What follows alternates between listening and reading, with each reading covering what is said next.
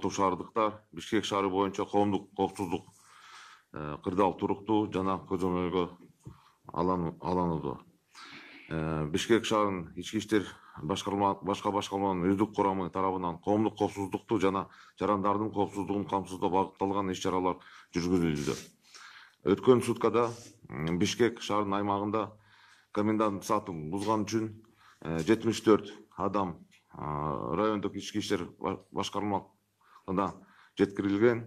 Анын ичинде 62 эркек, 12 аял.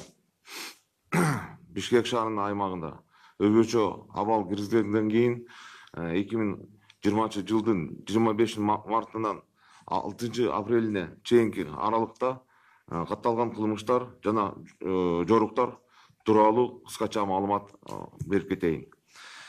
Жалпысынан Бишкек шаары боюнча катталган кылмыштар жана жоруктар 516 түзөт.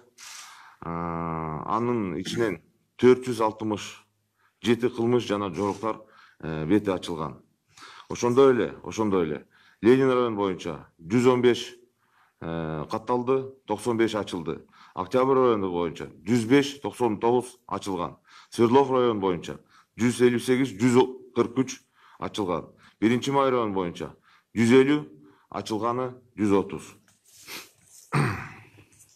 Урматтуу шаардыктар, жалпысынан 25 марттан баштап 7 апрелге чейинки комендант сааттын талаптарын бузгандыгы үчүн райондук ички иштер башкармагына 1450 адам жеткирилген.